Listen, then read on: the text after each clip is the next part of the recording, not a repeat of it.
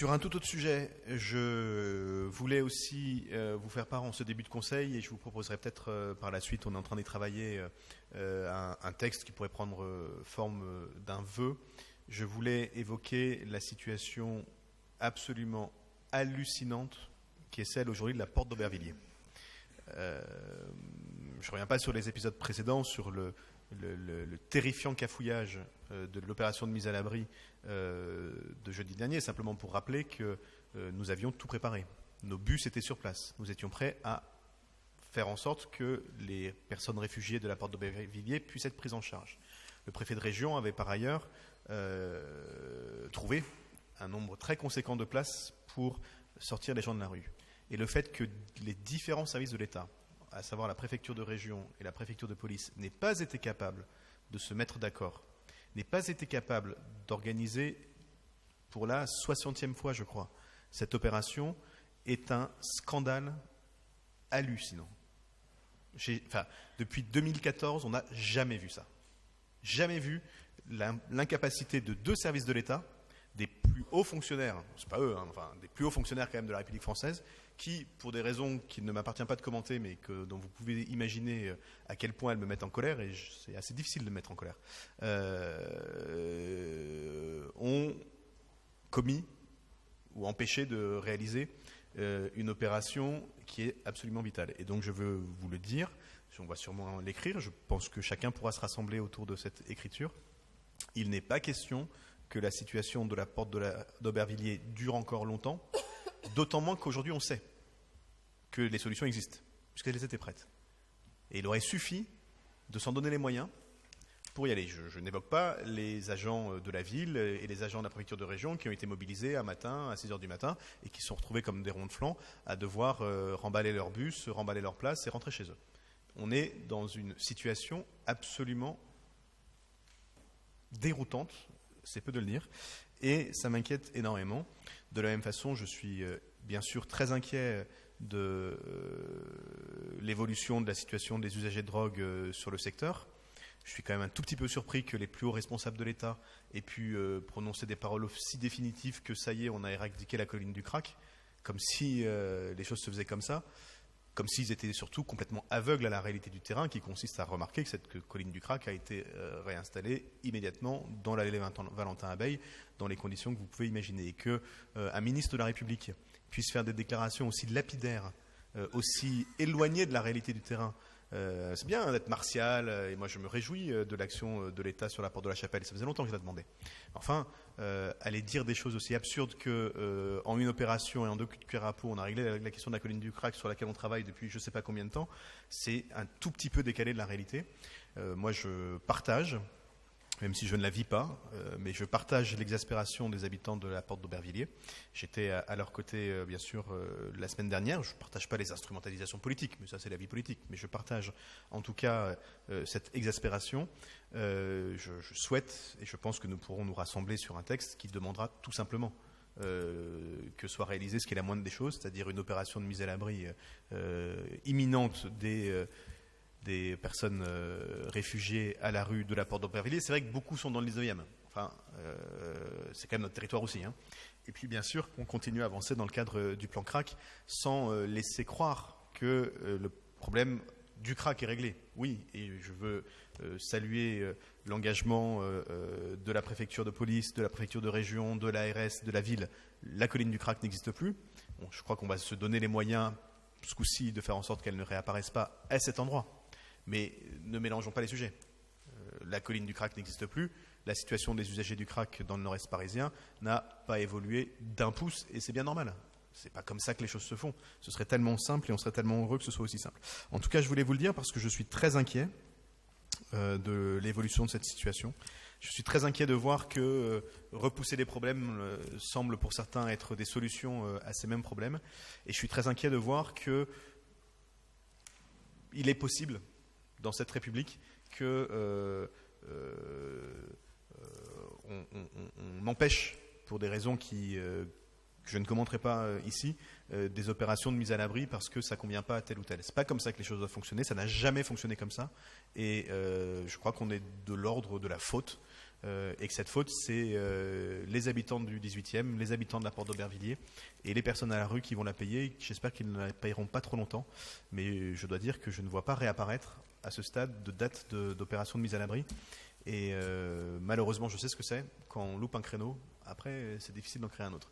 Mais je dois dire que le fait de ne pas avoir été capable de trouver les quelques policiers qu'il fallait pour réaliser cette opération, le fait de faire venir des bus, payés par la ville en partie, à un endroit pour les faire repartir à vide, c'est du jamais vu. C'est un niveau d'incompétence, d'amateurisme, je ne sais pas ce qu'il faut dire. J'espère que c'est pas pire que ça, qui est absolument incroyable. Et voilà, je voulais vous le dire parce que c'est aussi le rôle du conseil d'arrondissement de dire ce genre de choses. Voilà ce que je voulais dire. Je ne sais pas si d'autres veulent prendre la parole sur ce sujet. Monsieur Bournazel, Monsieur Briand, Monsieur Julien, Monsieur Bournazel. Merci, Monsieur le maire. Eh bien, écoutez, je n'utiliserai pas les mêmes mots, mais je partage en tout cas le diagnostic de la situation, puisque il faut mettre à l'abri ces personnes. C'est ce que je plaide et ce que j'ai souvent dit en conseil d'arrondissement, au conseil de Paris, à l'Assemblée. Quelles que soient les majorités, peu m'importe. Je pense que la dignité de ces personnes, c'est d'être mises à l'abri, d'être protégées, de pouvoir se poser, s'alimenter, de défendre leurs droits, et que cette opération aurait dû être menée. Je n'ai pas les informations, je n'ai pas été informé de tout cela, mais vous avez dit que ça a pu déplaire à tel ou tel. Il faut nous en dire plus. Que s'est-il réellement passé selon vous pour que la situation n'amène pas les décisions qui s'imposent d'intérêt général, c'est-à-dire de mise à l'abri de ces personnes, pour leur dignité, et puis pour les riverains qui, depuis longtemps, ne peuvent plus accepter ce que personne d'autre n'accepte à Paris. Et je crois que trouver des solutions pour les personnes réfugiées, c'est trouver des solutions dans l'intérêt général pour elles-mêmes, mais pour toutes les problématiques qui sont liées à notre quartier, notamment de la porte d'Aubervilliers. Et je pense qu'avoir des réponses humaines, positives, c'est amener aussi des réponses pour les citoyens et les habitants, pour éviter de faire monter toute forme de contestation des fondamentaux de notre démocratie, de notre République. Et moi, dans l'intérêt général, toujours, je soutiendrai les démarches qui pourront amener à mettre ces personnes dans l'abri. Alors, je veux bien lire le texte en amont parce que je ne veux pas non plus...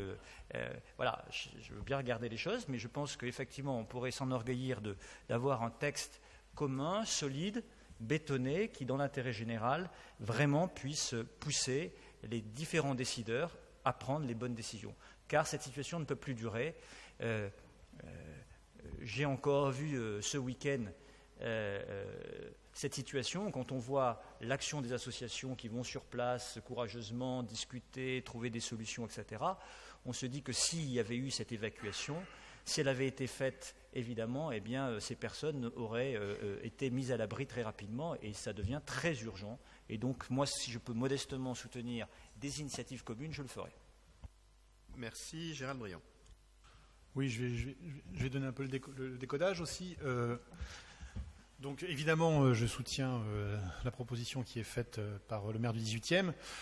Factuellement, nous, ce qu'on sait, parce que nous ne sommes pas dans le secret des dieux, mais nous, ce que nous avons constaté, c'est que la préfecture de police et ses moyens, c'est-à-dire les fonctionnaires, étaient absents ce jour-là. Donc quand on a fait beaucoup de préparations de ce genre, et j'en ai fait quelques-unes, et notamment de réunions qui se déroulent régulièrement en préfecture de police, donc qu'elle ne soit pas là et qu'elle plante l'initiative, parce que ce qui s'est passé, c'est hallucinant. C'est hallucinant. C'est-à-dire, j'ai rarement vu ça, moi aussi, j'ai trouvé ça, vraiment, les mots me manquent, parce que c'est plus que surprenant, ça relève d'une guerre intestine qui est troublante et qui fait qu'au final, on a pu affaire à des gens qui ont le souci de l'État et du souci général, parce qu'à ce point-là, donc on a un conflit maintenant qui n'est pas larvé d'ailleurs, qui est un peu officiel, entre la préfecture de région et la préfecture de police. On a un conflit en plus, parce que maintenant c'est la préfecture de région qui dit « Ah ben non, mais on n'a plus les moyens qu'on avait avant », donc on en est là. Donc c'est ce petit jeu auquel on est en train d'assister. Donc j'entends ce que vous dites, Monsieur Bournazel. Donc c'est bien qu'on puisse un peu appeler à la raison et appeler surtout à l'urgence de la situation, qui fait qu'aujourd'hui, on a besoin d'une intervention rapidement et que l'État et ses moyens soient mobilisés. Ce que je veux dire aussi, c'est que d'une certaine manière, on ne peut pas régler par coup. C'est-à-dire que si on pense qu'on fait une grande mise à l'abri et ensuite après c'est fini, ça ne marche pas. Gérard Collomb nous avait dit, c'était quand il était ministre de l'Intérieur et qu'il avait fait la dernière à la porte de la chapelle, on avait près de 3000 personnes, en disant c'est fini, il n'y en aura plus après. C'est pas vrai. C'est-à-dire que si on ne met pas les moyens pour régler, on peut faire, on a fait, bon, vous connaissez la situation de ce qu'il est possible de faire. Voilà. Et pareil pour les questions d'usagers de drogue qui sont beaucoup plus compliquées. Hein, parce que quand on est sur les questions de migrants et qu'on passe à la question d'usagers de drogue, c'est plus du tout le même public et c'est beaucoup plus compliqué à gérer. Mais vraiment très très compliqué à gérer. Donc il y a vraiment besoin de là, en plus, je dirais de la délicatesse, du suivi et d'être soigneux sur ce qu'on fait parce qu'on est dans la dentelle et on est individu à individu. Donc commencer à expliquer qu'on va tout régler, qu'on va mettre des gens avec des mitraillettes et tout, etc., comme on a assisté à quelques scènes et qu'on allait régler, c'est juste du grand n'importe quoi. Donc maintenant ce qu'il faut c'est qu'on écoute les professionnels, on écoute les travailleurs sociaux, on se met autour de la table. Je suis sûr qu'à la préfecture de région, à la préfecture de police, il y a les compétences qui peuvent être mobilisées et essayons d'aboutir pour le bien des publics, ça a été dit évidemment, qui sont concernés et aussi pour le bien des habitants qui en ont plus que marre d'assister à ce ping-pong qui est proprement hallucinant pour me répéter. D'autant plus quand il concerne deux services de la même strate administrative. Pascal.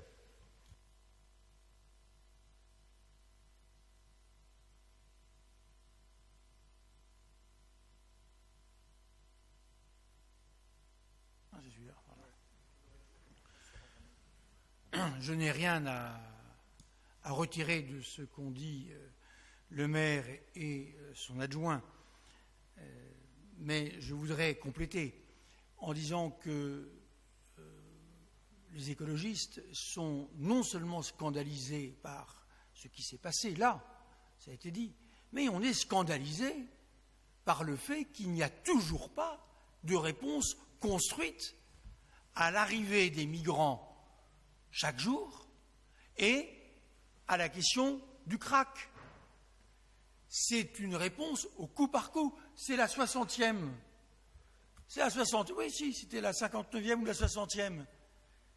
Et à aucun moment l'État ne travaille à ce qui lui incombe, c'est-à-dire accueillir au fil de l'eau, comme on dit, mettre en place des structures efficaces, donc implanter là où il faut, d'accueil des réfugiés pour éviter de se laisser se constituer des campements indignes, des sous-bidonvilles en quelque sorte, dans les interstices, et puis alors quand ça commence à exploser, parce qu'ils sont trop nombreux, qui vont sur le périph', que les habitants en ont marre, que le conseil d'arrondissement n'arrête de râler, alors à ce moment-là, on fait une petite opération.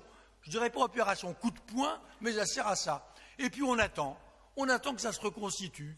Et puis 1 mois, 2 mois, 3 mois, 4 mois après, le mécontentement remonte de partout. Alors, quand ça pète, à ce moment-là, on recommence et on en est arrivé à 60. Mais qu'est-ce que c'est que cette manière de concevoir les choses ? L'argent qui a été mis sur ces 60 mises à l'abri aurait été aussi bien investi pour un accueil au fil de l'eau.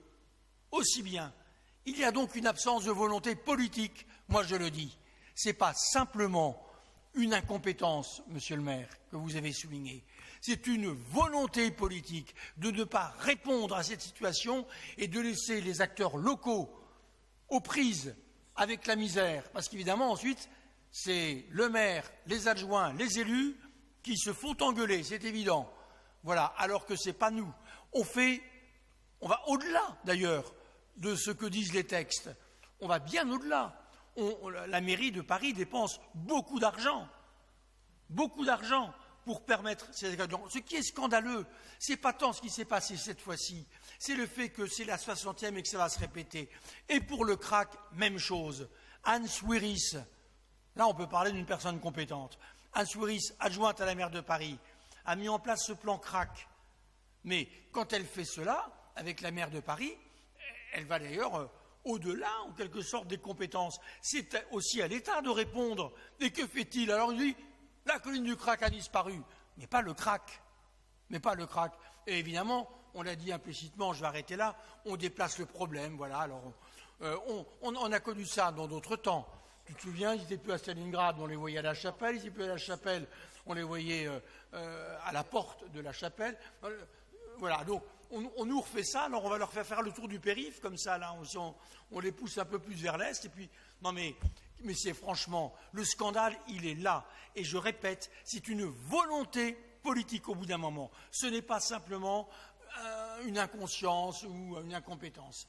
Et notamment de mettre les élus locaux en difficulté, peut-être bien d'ailleurs, en ce moment, à des fins électoralistes. C'est honteux. Merci, j'ai rien à rajouter, si ce n'est de dire que non seulement la ville de Paris met de l'argent, ce qui est normal pour faire plus que nos compétences, mais elle met surtout beaucoup d'efforts et beaucoup d'imagination. Parce que le pire dans cette situation, j'ai déjà eu l'occasion de l'évoquer, c'est que sur la question des migrants, des réfugiés, la solution, non seulement on la connaît, mais on l'a mise en œuvre. On l'a mise en œuvre. Et on a proposé, on a envoyé aux parlementaires une proposition de loi pour que notre système qui fonctionne, celui de ce qu'on appelle la bulle, soit reproduit dans au moins 5 à 8 endroits en France. Et si ça avait été fait, sur la base d'une expérimentation réussie, cohérente, qui fonctionnait, si on avait développé ce que nous demandions, un système de centre humanitaire de prise en charge au fil de l'eau, sur les différentes routes migratoires, on n'en serait pas là. Et comme le disait très bien Pierre-Yves Bournazel, on n'en serait pas là non plus dans la façon dont les Français voient l'immigration. Parce qu'on décollerait de la rétine des gens les campements pour rentrer dans les vrais sujets qu'on aura l'occasion d'évoquer, notamment à l'initiative de Pascal Julien sur un vœu futur qu'on va étudier. Et donc on fait beaucoup plus que ce qu'on doit, non seulement en termes de moyens, mais surtout, on a travaillé avec Dominique Versigna et la ville de Paris, avec Gérald Briand ici, avec Anne Souéris et avec Dominique de Mangel sur la question du plan crack. Je dois saluer l'implication très forte de Dominique sur cette question, puisque l'inspiration vient bien sûr des associations, mais elle vient aussi beaucoup du 18e, de ce qui avait été fait à l'époque autour de Daniel Vaillant avec les états généraux du crack, et puis le travail qu'a poursuivi Dominique. Ça ne se voit pas toujours, ce travail. Ça n'est pas toujours l'objet de vœux, de votes, de machin, mais moi je sais qui a pensé les dispositifs, qui en a parlé en premier et qui a convaincu les uns et les autres. Et effectivement, on aura l'occasion d'en reparler, je crois aussi, la mise en œuvre concrète et réelle du plan crack, heureusement qu'il y a la ville de Paris pour pousser au feu. Hein. Parce que si on attendait les autres, on n'y serait pas. Bon, enfin cela dit, on ne va pas y revenir longuement, mais je voulais qu'on puisse l'évoquer ici parce que quand même, c'est un sujet important.